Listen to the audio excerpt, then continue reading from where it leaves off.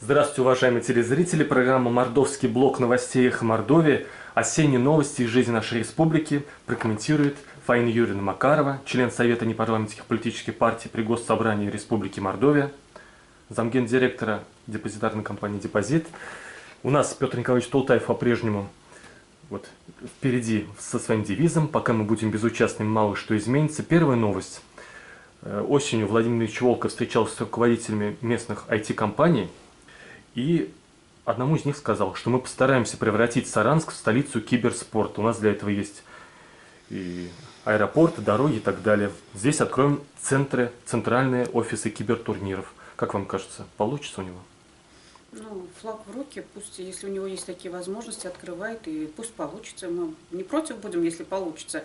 Только вопрос в том, что сейчас санкции ВАДА таковы, что даже у нас в последующие 4 года, как минимум, не будет вообще международных никаких соревнований проводиться в России, не только в Мордовии. Поэтому, если Волков сможет добиться таких результатов, так мы будем только приветствовать. И, наверное, этот опыт надо будет распространить на всю Россию. Да, возможно, сборная России будет под флагом Мордовии выступать. Да. Вторая новость. 7 августа еще, Федеральная служба госстатистики опубликовала таблицу, и оказалось, что по суммарному коэффициенту рождаемости число родившихся детей на одну женщину в Мордовии из всех регионов России, вот таблица с 2012 года, на втором-третьем месте с конца. Как вам кажется, почему это? Мы уже говорили, республика наша дотационная в основном является, и она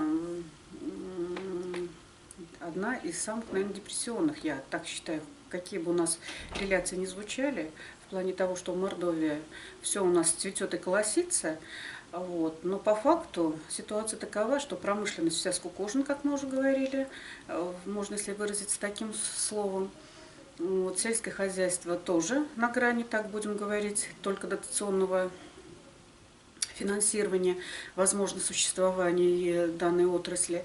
Поэтому и такова рождаемость. Молодежь заканчивает школы, высшее учебное заведение. Кстати, мы уже обсуждали этот момент, что у нас среднетехнического образования практически отсутствует не только по Мордовии, но и на территории почти всей России. Поэтому куда податься молодежи, чем им заниматься? Естественно, они уезжают. Ну а рождаемость кто будет рождать? Пенсионерки? 27 ноября финансовый университет при правительстве подвел итоги исследования качества жизни в городах с точки зрения их населения. И вот жители Саранска из всех столиц России, общая оценка положения дел в городе на 65-м месте в России. Как вам кажется, это тоже влияет на жителей Саранска? Это то же самое, да. Это то же самое, я даже комментировать не могу. Вот 23 сентября администрация Саранска прошло общегородское родительское собрание. Семья и школа вместе учим, вместе воспитываем. И Петр Николаевич Толтаев начал вопросом, почему так нередко происходит в наших школах случаи жестокого отношения друг к другу, а потом в конце совещания сам же ответил на свой вопрос. Сказал, что было 7 детей у него в семье, и он один из них. Отец всех порол ремнем и сказал, это пошло только на пользу. Здесь я немножечко ситуация, наверное, все-таки другая. Не в плане того, что ремнем били в свое время, в советское время. А, наверное, ситуация такова, что в обществе нагнетается, в том числе и средств массовой информации, благодаря средствам массовой информации, агрессия непосредственно, которая льется с экранов, просто льется, вообще невозможно включать уже телевизор, когда проходят эти политические ток-шоу, да, а потом мы начинаем удивляться, а почему вообще сама по себе психология детей в переходном периоде, она такова, что у них нет момента, вернее, им присущий момент не боязни и жестокости, он у них сам по себе имеет место быть. Но благодаря воспитательному процессу такие вещи не справляются, благодаря опыту, который они со временем в жизни получают. Ну а здесь мы на сегодняшний день наблюдаем такую ситуацию, что, в принципе, воспитательным процессом-то никто не занимается. Родители в основном заняты финансовым обеспечением семьи и возможностью вообще выживания иногда, многие семьи. Социальной защищенности нет, плюс это непосредственное безразличие со стороны, как вам говорится, госструктур, которые имеют место быть вообще по всей нашей России. Им нужна только красивая картинка для отчетности, не более того. А по факту вот той душевности, которая раньше была, того чувства коллективизма, которое раньше было присуще обществу, его нет. Вот из-за этого, я думаю, наверное, оттуда все идет. Просто надо больше родителям уделять время детям, дарить им ласку, любовь, доброту. Вот. Возможность при этом родителям, я имею в виду второй половине, давать возможности финансово обеспечивать семью, чтобы было материальное благополучие.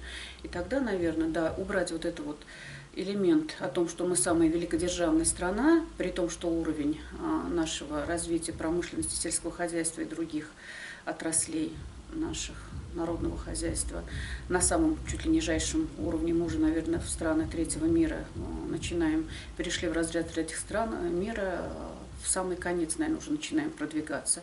А не то, что говорит тут и кричать с экранов телевизоров о нашей патриотичности и великодержавности. Вот это все оттуда. Вы в юности участвовали в Олимпиадах? Да, участвовали. Побеждали? Да. По какому предмету? По математике. Даже в Среднего Поволжья была математика в 9 классе. Я заняла 2-е место тогда. Я вот помню, поэтому спрашиваю. Да, 18... ну и еще даже с института меня посылали в Тулу, я тоже помню, на Олимпиаду. 18 ноября образовательный сайт общероссийской Activity Edu.ru опубликовал рейтинг регионов в расчете на 10 тысяч населения, школьников от 7-11 классов. Мордовия на 2-м месте оказалась среди всех между Москвой и Санкт-Петербургом, если в процентном таком соотношении. Но в основном это выпускники лицея, воспитанники лицея для одаренных детей.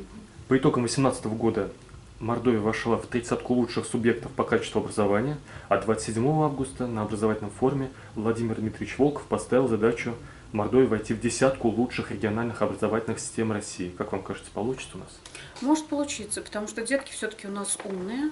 Не знаю, с чем это связано, но что-то такое у нас есть в нашей Мордовии. Может быть, ртуть, которые раньше выбросы были, слизма повлияла на то, что наши детки стали вот такие вот очень успешные. В победах у меня и вот последняя дочь очень часто принимала на разных олимпиадах участие. Да, в принципе, и старшие, и средняя дочь тоже участвовали всегда. И всегда тоже где-то в чем-то они принимали участие, что-то там, какие-то места получали. Поэтому, в принципе, образовательный сам по себе процесс у нас поставлен неплохо, с воспитательным. Не все так гладко. 2 ноября представитель корпорации развития Мордовии Светлана Кочеткова сообщил, что в Мордовии зарегистрированы 1426 некоммерческих организаций, но систематическую работу ведут только менее 35. И вот она указывает проблемы, которые существуют. Как вам кажется, Фаина Юрьевна, нас в Мордовии поддерживают НКО или, может, наоборот, препятствия, палки в колеса им вставляют? Да я как-то с НКО особо не встречалась, с некоммерческими этими объединениями, поэтому сказать особо ничего не могу. Вот, потому что думаю, что даже если их открыли в свое время, зарегистрировали, планировали, может быть, и заниматься, но с учетом того, что сейчас они необходимы финансы для закрытия, которые не действующие, да, в причину там чего-то. Вот была у нас, допустим, компания, та же самая, вернее, про которую мы сейчас говорим, где я занимаю должность заместителя генерального директора «Депозит», она имела лицензии. Лицензию она имела на брокерскую, дилерскую, депозитарную, финансовым консультантом являлась эта компания. В связи с тем, что у нас рынок ценных бумаг как таковой в Мордовии отсутствует, естественно, мы были вынуждены со временем потом эти лицензии сдать. То есть, когда собственность уже предприятия была сформирована в основном, да, то есть распределена среди определенных людей, движение практически оно прекратилось с самих акций. И поэтому участие в некоммерческом объединении, таком как СРО, тоже необходимости не было. Вот, поэтому, да, есть такие СРО или некоммерческие объединения, которые в свое время были открыты, которые нужно ликвидировать, казалось бы. Но для этого необходимы средства, которых нет. Поэтому они на бумаге есть, по факту они не действующие. В данный момент я сейчас каким образом не контактирую с такими организациями, но за исключением одной, в данном случае СРО, ассоциации, аудиторов сотрудничества, саморегулируемые организации, да, но они тоже идут как некоммерческие объединения, считаются. Вот. Содружество. Пришлось мне столкнуться совсем недавно в этом году. Про другие у меня возможности что-то обсуждать и говорить, у меня нет таких данных и сведений, информации. Вот, например, у нас есть организация «Союз женщин Мордовии». 26 сентября сменился руководитель, теперь Ольга Игнатова. Она до этого была заместителем председателя.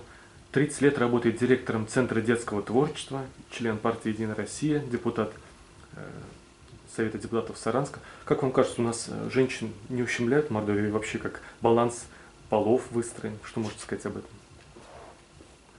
Ничего не могу сказать, каким образом действует.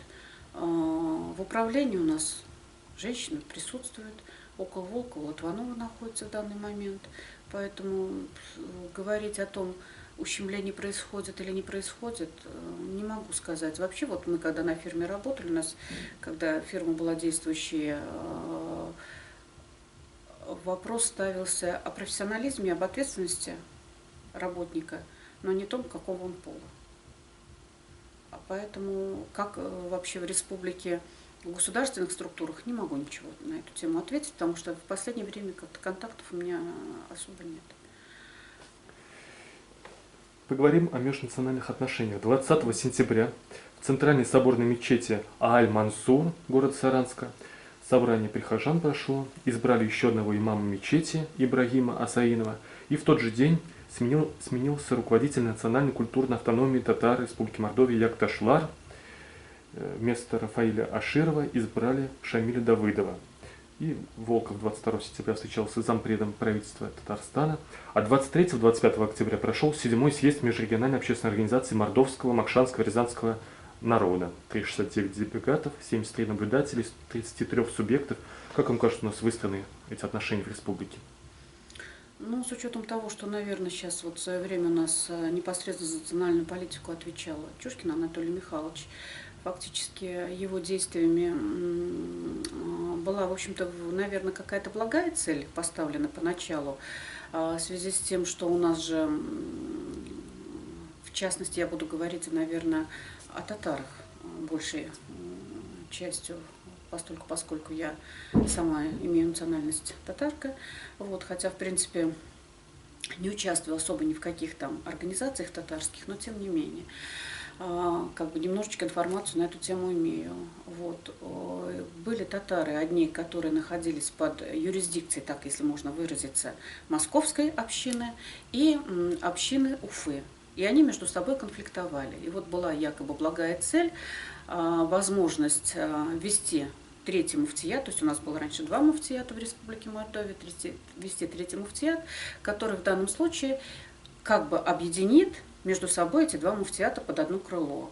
А по факту получилось так, что 2 этих муфтията, бывших, объединились против насильственного поставленного человека Фагима Шафеева. Ну и здесь, наверное, в связи с тем, что именно этого человека вел больше и являлся его, ну, если можно назвать так, куратором, не куратором, сопроводителем, человек, который непосредственно общался, направлял, управлял, кому отчитывался в своей деятельности Шафеев Фагим, да, то есть в данном случае вот Чушкин Анатолий Николаевич, наверное, потерпел на сегодняшний день фиаско в этом вопросе. Вот, хотя это ему дало возможность, будучи министром национальных вопросов, потом перейти на другую ступень культуры, туризма, стать министром. Вот. Поэтому сама по себе, я считала, всегда задача любого государства и любой власти объединять людей любой национальности вопросами едиными существования в республике или там в государстве, в дружбе, в мире, согласии. Так и должно это быть. И люди на бытовом уровне, они не претерпевают друг к другу никакой неприязни по признаку национальности. Но чем выше структура государственная, тем больше такие вопросы почему-то возникают. Вот. И был момент, когда такое насаждение шло после развала СССР, когда вот у нас есть такое село Вармадан в Белозерье, в частности, там начались всевозможные такие экстремистские некоторые проявления, они сыграли свою какую-то определенную отрицательную роль в этом деле, но при этом государство потворствовало им, потому что на корню в свое время это ничего, вот те элементы экстремизма, они не были убраны кардинально, а они дают свои плоды до сегодняшнего дня. Вот как бы я считаю, что необходимости в данном случае увеличивать разрыв между людьми осуществлять не нужно. Сплачивать людей необходимо, но для этого должны быть единые цели и задачи.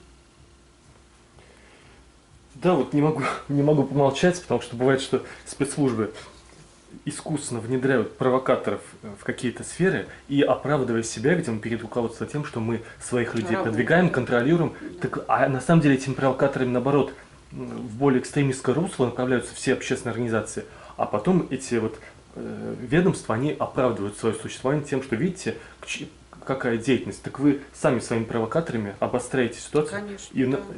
Нагнетаете, обостряете, да. и А потом поддерживаете именно недовольство вот растет все радикальный больше и круг. больше, а это все, говорю, как воронка, это вот все вот увеличивается вот в таком вот виде, начинается с какой-то точки, а это все больше и больше идет, и захватывает все большее количество людей, все больше приходит туда инакомыслящих, так будем говорить. Но все равно мне жалко Анатолия Михайловича Чушкина, мне кажется, такой доброжелательный человек, хотя, может, Да я к нему как к человеку неплохо тоже. отношусь. Вот Да, 9 декабря он подал в отставку, и вот мы поговорили о национальной политике последние годы, вы оценили, а вот в сфере культуры, каковы итоги его руководства, и, может быть, какие вы пожелания, можно сказать, новому руководителю, которая была первым его заместителем, Светлана Никитовна Баулина? ну вот, насколько я знаю, опять же, да, в связи с тем, что я в свое время защищала газету «Эрзань Правда», руководителем которой в тот момент был, редактором газеты был, прошу прощения, Мусалев? Мусалев, да, Григорий, забыла отчество, извините. Вот.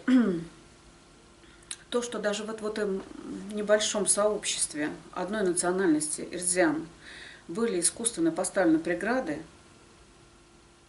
между людьми, да, и были созданы группы определенные. То есть это настоящий эрзянин, а это не настоящий эрзянин. Тот, который критикует власть, Да, это не настоящий эрзянин.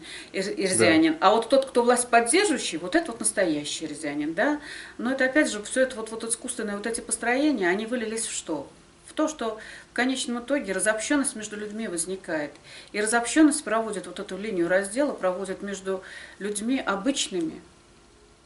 И когда доходит до определенного недовольства, потом же это тяжело очень остановить бывает. И сил, и усилий, и материальных, и технических средств, и других затрачивается гораздо больше, чем если бы этого не было вообще, и если не проводить этот водораздел. И поэтому здесь тоже я вот со своей стороны видела, что роль Анатолия Михайловича, она тоже имела место быть на тот момент. Поэтому к культуре, ну как, ну хорошо, мы продвигаем нашу вроде бы культуру, да, но вот последние события, которые были озвучены, это я смотрела по телевизору, нашему местному региональному каналу, по поводу Марины и по поводу Келы, как это произошло, смена руководства, и что, в принципе, к этому, опять же, руку приложил Чушкин Анатолий Михайлович, да, это свидетельствует о том, что, ну, неправильно с людьми поступает и неправильно вопросы разрешает, при том, какой бы он ни был человек, может быть, у него и благие пожелания, может быть, действительно он хотел как лучше, да, но те методы, как это делается, они неправильны с моей точки зрения. Вот, ну, судя так вот со стороны, когда я смотрю на это дело. Поэтому, наверное, случилось так, что он был вынужден подать в отставку. Я не думаю, что он подал это без давления сверху или без указаний сверху, потому что он еще полон силы и энергии. Ну, будем надеяться на то, что в данном случае он найдет себя в новой должности, хотя, как я теперь понимаю... Краеведческий музей. Да, Краеведческий музей директором, он, его назначили, указ уже вышел, да. Вот. Но вернется ли он теперь в большую политику, вопрос. А люди, которые побывали в большую политику, они все стремятся вернуться в нее почему-то. А у нас есть большая политика? Ну, республиканская в любом случае административная есть. Административная, такая, да, власть. То есть быть при власти уже, вкусив оттуда, что-то туда тянет вернуться. Да, конечно. 1 ноября данные Федеральный реестр инвалидов обновил. В Мордовии проживает 68 940 инвалидов, 9% населения республики, в том числе самой тяжелой первой группой 10 143 человека. Как у нас республика приспособлена для жизни комфортной инвалидов? Ну, к чемпионату мира, когда у нас проводили здесь по футболу, да, то есть все магазины в свое время обязали для инвалидов поставить возможности вот этих, как их называют, пандусов и так далее, подъездных всяких вещей. Вот. То, что в домах сейчас тоже предусматривают, в вновь строящихся домах возможности для более комфортного проживания, да, это есть. Но в старых домах, я думаю, условий как таковых нету. Тут недавно у нас по нашему региональному телевидению показывали сюжет в Пензенской области, что там открыли какое-то, значит, село, или, ну, в общем, территориально выбрали место для поселка, именно в основном для людей только вот пенсионного, вернее, вот для инвалидов, что якобы вот там такие возможности есть. Но, посмотрев этот сюжет, я подумала о том, что не получится ли так, что людей, собрав в одном месте инвалидов, да, вот, не делают, когда, да, людьми второго сорта, что они не могут именно себя чувствовать полноценными членами общества, потому что именно их собрали вот в одно место, для того, чтобы они не могли, как бы, получается, мешать, наверное, ну, это уже так вот я на свой переиначила этот сюжет, людям полноценным. Это вот не полноценный, а это вот полноценный. Да? Хотя, в принципе, как бы сейчас это называют с ограниченными возможностями людьми, то есть нельзя так называть там инвалиды, то есть запрещено называть либо неполноценные. Но, тем не менее, вот подспудно почему-то у меня сложилась именно такая идея. Вернее, такая мысль возникла, что это вот, наверное, не совсем правильно. Что вот такие люди, они должны жить в нашем реальном обществе, просто да, им должны быть созданы возможности, но в обществе, в том месте, где они родились и где они проживают. Именно там. Чтобы их не отрывать от и связи, которые у них возникли, допустим, там, с одноклассниками, там, с друзьями, с соседями, не разрывать. Ну и, конечно, можно понять чиновников, они в меру своих интеллектуальных способностей стараются сделать максимум из возможного объема ресурсов для того, чтобы как можно большему количеству инвалидов помочь. Угодить, да. Угодить. На диспансерном учете в Мордовском республиканском, в Мордовском республиканском центре профилактики и борьбы со СПИД постоянно обновляются цифры. На 1 декабря 2019 года 1282 человека в Мордовии. Но вот распространенность ВИЧ-инфекции по итогам прошлого года, если посмотреть в Мордовии, у нас в 1,5 раза ниже, чем в целом по России распространенность ВИЧ, и даже в 2 раза выше, чем по Приволжскому федеральному округу. И почему у нас так, оказывается, хорошо обстоят дела с этим в республике? Не знаю, не могу сказать. И я тоже, но интересно. В Саранске живет 105 тысяч пенсионеров, 30% населения. В Мордовии 105 пенсионеров? 105 тысяч. 105 тысяч. В Саранске 30%. В Мордовии 256 тысяч пенсионеров, данные на 5 декабря. В октябре проходил месячник пожилых людей. Каждому третьему пенсионеру оказали материальную помощь. Как у нас в Мордовии? Пенсионеров много, живется? Рождаемость не очень хорошая. Вот. Как живется, надо спросить у конкретного пенсионера. Как, в частности, я тоже отношусь к данной категории. Вот, в связи с тем, что я продолжаю работать, а не жить на одну пенсию, свидетельствует о том, как мне живется.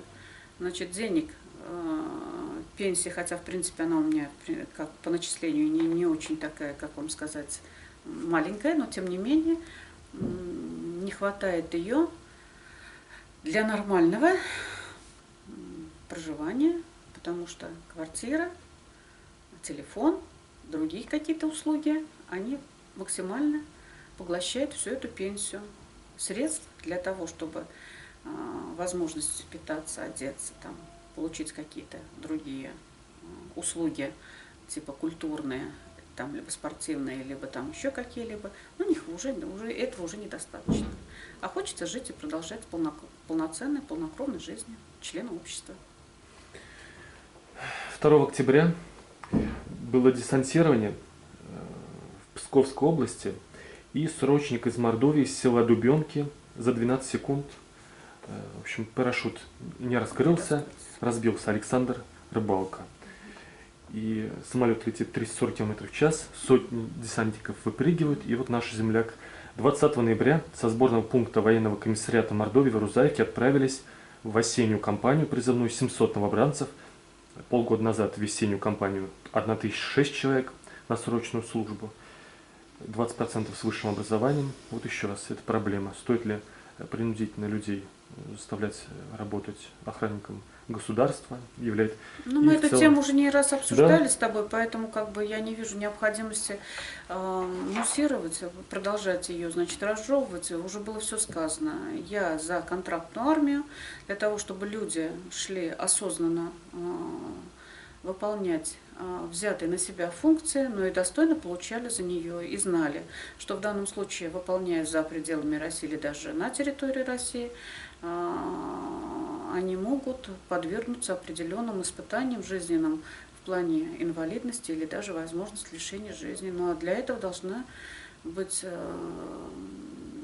как бы договоренности с той и с другой стороны соответствующие, чтобы в осознанном таком соотношении должно все это быть проходить, и все это должно быть скреплено соответствующим договором. И если вдруг на самом деле что-то произошло, чтобы все-таки члены оставшейся семьи имели возможность в связи с тем, что люди брали на себя определенные обязательства, чтобы как-то компенсировать в данном случае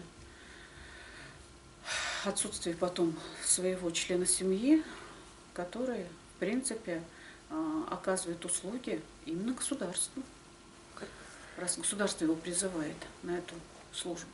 10 октября член общественной наблюдательной комиссии Мордовии и журналист столицы С Денис Тюркин опубликовал в газете информацию об избиениях в СИЗО-1 в Саранске. И там 8 обвиняемых по одному уголовному делу сделали себе порезы. 5 ноября в колонии номер 7 тоже несколько десятков осужденных объявили голодовку. Мы помним, что весной, в марте, люди себе делали порезы в знак протеста против избиений со стороны администрации. 5-11 июня тоже 60 человек вскрыли себе животы зубными щетками. Это у нас все в республике происходит, Владимир. Ну, если это лагеря и все эти существуют, да, то есть там они по жизни изначально всегда были особые условия содержания людей, и в данном случае несоблюдение прав осужденных, оно всегда имело место быть в таких местах. Поэтому, ну а сейчас, с учетом того, что у нас даже, вот мы говорим, агрессия идет со стороны, в обществе вообще наблюдается именно в связи с тем, что это вот насаждается эта агрессия, да, то естественно, что мы хотим получить от этих организаций. В частности, Люди вынуждены да. себя как-то каким-то образом привлекать внимание к нарушению их прав. Вот они их привлекают таким образом из-за невозможности существовать туда, куда их общество, в принципе, отправило, для исправления якобы. В частности, в сталинское время в Мордовии был один из 3 лагерей жен врагов народа. Только за то, что ты жена, человек, который называет врага... Ты тоже враг народа, да, фактически. и над этими женщинами издевались, насиловали, и их просто всю из них красоту и душу убивали, в том числе в нашей республике, наши Пытались выжить земляки. все человеческое, что им присуще. В конце сентября эмигрировал и попросил политического убежища в Финляндии координатор штаба Навального и руководитель «Открытой России» в Мордовии Евгений Геннадьевич Пашуткин, которому грозила угроза за сотрудничество с нежелательной организацией Михаила Борисовича Ходорковского. И, кстати, в этом году уже эмигрировали активисты «Открытой России» из Чувашии, Татарстана, Тюменской области. Уезжают из страны. 12 ноября умер сооснователь, заместитель председателя партии «Яблоко» Владимир Евгеньевич Гридин. Тоже участвовал в нашей программе «Мордовский блок новостей». И вот он мне рассказывал, что его последние годы регулярные проверки прокуратуры замучили. В частности, из-за этих проверок они довели его весной 2018 года до инфаркта. И после этого регулярно продолжали его и угрожать, что мы заведем уголовное дело по разным мелочам. Как вот у нас с политическими репрессиями современными? Ну, они имеют место быть. О чем мы речь ведем? Если мы сами с тобой являемся свидетелями непосредственно, вот общаясь с тем же самым Гридиным, да, мы с тобой в последний раз видели его уже лежащим в гробу, да, пошли туда. Что самое неприятное, обычно люди, которые в оппозиции власти, они, как я считаю, со своей стороны, все-таки, как санитары леса, да, делают свою определенную работу. Вот, и поэтому к ним, к оппозиционерам, к людям, критикующим, не саму власть как таковую, а представители власти, которые работают фактически не на государство, и не на благосостояние народа, а фактически исполняют свои личные, определенные, корыстные даже, возможно, какие-либо возможности использования власти. Вот. Должны быть благодарны ему, да, и то, что к нему, в связи с тем, что хотя в столице я тогда и написала о дне его похорон, месте и времени похорон, никто из госсобрания не явился, хотя Гридин являлся тоже членом Совета непарламентских партий. Вот. Входил он в комиссию также по борьбе, противодействию коррупции, вот, Алехину. Никто не явился с администрации города, хотя его дом, где он проживет, фактически почти находится там чуть пониже еще, около администрации города. Человек был довольно-таки известный, да, что вот к нему, не зря ты говоришь, приходили постоянно с проверками, с угрозами и так далее. То есть он был очень значимой такой фигурой для города. И тем не менее, ему как достойному противнику, да, он как человек должен был, как в любом случае, как человек, я имею в виду, указывающий на недостатки, пользоваться определенным все-таки уважением своих противников. Вот, никто не явился, но это, конечно, минус большой. И в противовес этому для меня в данном случае явилось показательно похороны Лужкова Юрия Михайловича. То, что Путин явился на похороны, посидел около его гроба, это все-таки по сравнению с нашими чиновниками, которые не соизволили даже прислать какие-либо соболезнования жене. Вот, очень показательно, как у нас в республике относятся к таким людям. Поэтому, да, политические репрессии имеют место быть даже у нас в республике Мордовия, а что ж говорить, на территории всей России. Да, еще где-то лет 6 назад, когда первое интервью я у вас брал, мы, в том числе вы рассказывали, что вы, оказывается, еще с юности отличались интеллектуальными способностями, и вот в олимпиадном процессе участвовали, побеждали, и мы с вами тогда тоже еще обсуждали, что вначале всех жителей России выводят за правовое поле, все у нас вне закона, и такие законы приняли, что любого сейчас можно, а потом именно к оппозиционерам предъявляют претензии. Но видите, они же нарушали закон, так все население России по вашим законам, оно сейчас их может посадить на несколько лет. Вот претензии именно вот к этим. И поэтому постоянно проверки, постоянно указания на нарушение закона. Конечно. А ты не воруй, а ты не нарушай закон. А вы такое законодательство приняли, что оно полностью способствует правовому нигилизму, неуважению к закону, потому что все вне закона. Совершенно верно. 8 сентября, единый день голосования. Победила Единая Россия, удивительно, 390 депутатов из 392. Двум только, видимо, не повезло победить, но почти стопроцентные, молодцы. Как вот у нас обстоят дела? Ну, самая важная цифра здесь, мне кажется, вот что. Всего участвовали в выборах 1044 от партии кандидата, 10 самодвиженцев. А наблюдателей в 2 раза меньше, 600. Это говорит о чем? Что жителям Мордовии, они не хотят, я при себе в том числе в первую очередь говорю, мне неохота идти в наблюдатели, тратить свой выходной день. А как же, если я говорю, что мне нужна сменяемость власти, чтобы в политике были честные выборы, а сам я не хочу потратить свой выходной день, я и еще сотни тысяч населения Мордовии, это говорит, что нам не нужно это, значит, мы притворяемся, что нам нужны честные выборы, если мы даже не идем участвовать наблюдателями. Какие бы они, может быть, им и не дают никаких полномочий, но тем не менее хотя бы пальцем пошевелить мне надо, а я не делаю. Рыба гниет с головы.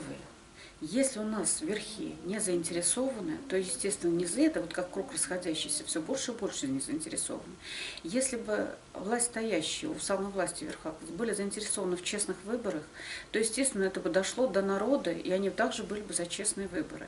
А когда, извини меня, честных выборов нету, да, ну год, ну 2, ну 3, ну надоедает уже бороться, как с ветряными мельницами. Да, взрыв и недовольство, оно имеет место быть, оно накапливается, и в конечном итоге, как та сжатая пружина, это все сработает со временем. Но сейчас, вот, тем более, что выборы, которые вот у нас в Мордовии проходили, они касались непосредственно сельских, так будем говорить, муниципальных органов, там вот районных таких, там и была замена, ну, где-то кто-то ушел, кого-то не стало и так далее, кто-то выбыл по какой-либо причине. То есть это вот не те были выборы, от которых действительно зависела жизнь в России, жизнь в республике. То есть это было уровня местного, какого-то одного или двух там кандидатов. Поэтому, да, никто особо туда не пошел и никто не явился, потому что, ну, это были выборы для нашей республики в данный момент незначимые. Поэтому я думаю, здесь вот это вот так, с этим связано. 7 октября Советы депутатов Лямберского района и Совет депутатов Краснослободского района сменили руководителей своих районов. И 25 октября в Рузаевке новый мэр избран, тоже Советом депутатов. 21 ноября руководитель Рамадановского района тоже заменен Советом депутатов местных. Какие вы, может, пожелания дали бы новым? Что по этим районам? Какие проблемы? Ну, Лямберский район мне довольно-таки близкий район. И с Давыдом Шамилем Фатиховичем мы были знакомы. То, что он сейчас Якташлар сменил Аширова, это неплохо. Тем более, что он очень порядочный, как я считаю, все-таки руководитель. И были отношения у нас довольно-таки, так вот я не могу сказать, там дружеские, мы не в тех отношениях находились, но тем не менее, чисто человечески довольно-таки уважительно были отношения. Пришел сейчас новый руководитель Голов. Непосредственно это бывший замминистра, по-моему, одним из замминистров он был. Ну, работников так Министерства сельского хозяйства. Бывший Да. Первый заместитель министра сельского хозяйства и продовольствия Мордовии. А до Ну, этого это гендиректор Минсельхоз. совхоз Белотроицкий. Ну, Белотроицкого я его не знаю, в Минсельхозе был. Вот. И я с ним уже столкнулась, потому что у нас есть одно сельхозпредприятие «Родные просторы», вот, на котором числились раньше земельные участки сельхозназначения в Лямберском районе, и по которым была задолженность по налогам. И вот, значит, на комиссию был приглашен руководитель, но я, как непосредственно в данном случае представитель этого руководителя, явилась на эту комиссию. На комиссии присутствовал он, присутствовали члены администрации, присутствовал прокурор, присутствовал судебный пристав, представитель налоговых органов и так далее. Ну, целый такой большой курал сидит. И, значит, вопросы решает наполняемости бюджета, потому что любой руководитель, который впервые приходит в свою, так скажем, непосредственно территориально ему подаренный, в кавычках, местоположение, территориальную, да, организацию, он ставит первый вопрос, а что тут есть и чем можно пользоваться. Вот. Ну, естественно, бюджет района, в котором денег нет. Вопрос стоит. Но наполняемость зависит не от того, что комиссия собралась, тем более, что законодательно таких полномочий у главы администрации любого района республики отсутствует. У нас кто за налоги отвечает? Налоговые органы. В их компетенции собирать налоги, выставлять требования, подавать в суд, если вы своевременно не оплатили, истребовать через судебные органы, если добровольно не уплатили уже даже по решению суда. Но при чем здесь эти комиссии? И поэтому вот эта вот работа, которая, видимость вот этой вот работы, да, она меня сразу же ставит в такое положение, что, вернее, не меня ставит, а вот эти вот отношения, которые пытаются выстроить таким образом, не совсем, как вам сказать, что это правильно, что люди идут не по тому пути. Если ты хочешь в данном случае получать налоги, так ты посмотри, какие у тебя вообще предприятия работают, и ты собери руководителя предприятий и порешай вопросы, а какие дополнительно производства еще можно открыть. Каким образом увеличить возможность получения реальных доходов, с чего, как и что. Налогооблагаемую базу увеличить. Да, увеличить этим самым вообще вот, производство открыть, с которого потом собирать налоги. Да, такой социалистический метод управления по-прежнему. 7 сентября новый министр внутренних дел Мордовии Борис Маркович Шейнкин. Потом он привел своих московских товарищей, видимо, которых он уважает, Ну, ценит. всего двоих, по-моему, привел. Двоих, да. 5 ноября начальник управления экономической безопасности, противодействия коррупции Денис Козлов, тоже из Москвы, видимо, его подчиненный, видимо, его подчиненный из Москвы. И 20 ноября руководитель саранской полиции Андрей Иванович Балачевцев. Начал новый министр свою работу с красивого мероприятия по открытию 7 ноября памятника защитникам правопорядка. Но опять вот какие недостатки у прошлого министра Юрия Васильевича Арсентьев, какие пожелания новым руководителям? Ой, ну я на первом приеме у него уже побыла, Да. Тушенкина, да. Там фотография даже моя есть на сайте нашего МВД Республики Мордовия. Вот, пожелания ему лично высказала. Надеюсь на то, что все-таки ситуация будет исправляться. Вопросы я ставила по работе представителей правоохранительных органов Ичалковского района и Лямберского района. Вот. Когда я рассказывала ситуацию, видела понимание и желание помочь. И думала, что действительно, наверное, как-то тронется с мертвой точки. Проходит месяц, даже месяц до конца не дошло, но в связи с тем, что, видимо, министр уезжал в этот момент в командировку за пределы нашей республики в одну из кавказских республик, ответ пришел раньше. Насколько он в этом ответе поучаствовал, я не знаю лично. Возможно, в данном случае ему просто дали документ на подпись, как я предполагаю, потому что ответ содержал отписку очередную. То есть, как это было при прежнем министре, так в данном случае пока отписку получила я. Я была вынуждена второй раз записаться на прием, его зам проводил прием, вот, попросил меня более подробно описать, с чем же я со своей стороны осталась недовольна, что в этом ответе меня не устраивало, какие вопросы я ставила. Вот сейчас по Ичалковскому району по одному из дел я конкретно расписала всю ситуацию, просто физически у меня нет возможности расписать абсолютно везде и все, вот, в том числе по Лямберскому. Но по Лямберскому району я еще выскажусь по этому поводу и распишу, вот сейчас будут перед Новым годом, возможно, у меня время появится, и будут у нас новогодние каникулы, будет больше времени свободного для того, чтобы, то есть текучей работы не будет оперативной такой, возможность свободно посидеть, написать, расставить все материалы собрать, указав там что, чего и как. И тогда уже можно будет, наверное, конкретно сделать вывод о работе, о начале работ нового министра. Потому что, в принципе, как я сейчас думаю, задумки у него неплохие в республике, потому что он не связан с нашими элитами, не связан с нашими клановыми, всевозможными семейными организациями, как я предполагаю, потому что человек совершенно со стороны пришел, вот, поэтому ему проще будет рулить ситуацией. Я так думаю, что его поставили в том числе и с учетом того, что сейчас поднимается большая волна по раскрытию дел определенных, связанных с деятельностью семьи Николая Ивановича. Соответственно, передел собственности. Передел собственности, скорее всего, да. Поэтому что-то здесь, конечно, будет.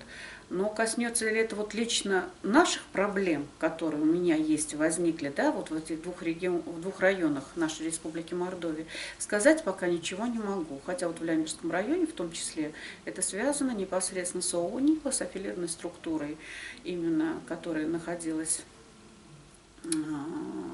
сына бывшего нашего губернатора Николая Ивановича Александра, то, что сотрудники полиции не выполняли свои прямые обязанности, и даже по инструкции, которые в конфликтной ситуации обязаны были исполнять, потому что там и открытое хищение наблюдается, и незаконное использование земельных участков, при этом никаких правовых, процессуальных, вернее, распоряжений не было принято, в связи с тем, что даже непрофессионально была осуществлена проверка. И когда я обратилась в суд, в арбитражный, да, при этом мне в ответах сотрудники правоохранительных органов в постановлениях об отказе в возбуждении дела уголовного при поверхностных проверках, очень поверхностных таких, вот, на голословных утверждениях с той стороны пишут, что ваше право обратиться в суд, или вы можете эту ситуацию разрешить только в суде. И когда я пошла в суд, от судьи было получено такое замечательное, что с такими материалами проверки ММО Лямберские невозможно принимать законное решение. Вот о чем идет у нас разговор. И время кончается. Для короткого ответа последняя у нас новость. 7 сентября дворники Пролетарского жилищно-ремонтно-строительного управления бастовали из-за задержки зарплаты. 8 октября сотрудники гараж-стройэксплуатации тоже бастовали из-за задержки зарплат на 4 месяца. А вот международная новость такая, что осенью и в Нидерландах, и в германских городах, и в Праге проходили митинги, в том числе в литовской столице Вильнюс. И митинги многосоттысячные, в которых участвовали тысячи тракторов, комбайнов и другой сельхозтехники, которая создавала заторы, пробки, как бы парализовала весь город, но жители, получается, терпимо относились к проявлению вот, протеста. Как вам кажется, вот, жителям, в частности Мордовии, стоит ли тоже вот, учиться тому, что если кто-то протестует вот, на законные негодования, то мы должны уважительно относиться к этому кратковременным трудностям? Я считаю, что да, должно уважительно относиться. Когда к Шенькину мы пришли, да, то есть я пришла на прием и были количество людей, запись на прием было порядка, наверное, 20 или, может быть, 30 человек. Я не помню сейчас точно, но где-то так. И, значит, со мной рядом сидели в вестибюле женщины, 2 пенсионерки, и речь вели о том, что вот у нас все в Мордовии нарушаются права людей, граждан и так далее, что вот невозможно там жить, какие-то у них были свои очень большие претензии к руководству и к власти нашей Республики Мордовия. Я на это ответила им. А на сколько человек пришло на прием недовольных? То, что наши права нарушают, 20 человек. Вот я говорю, если бы сегодня пришли 500 человек, недовольных действиями властей, вот это было бы значимо. И тогда бы решения, наверное, начали принимать кардинально, а не так, что каждый по отдельности. Поэтому нам нужно свои права отстаивать. Фаина Юрьевна Макарова, спасибо вам большое.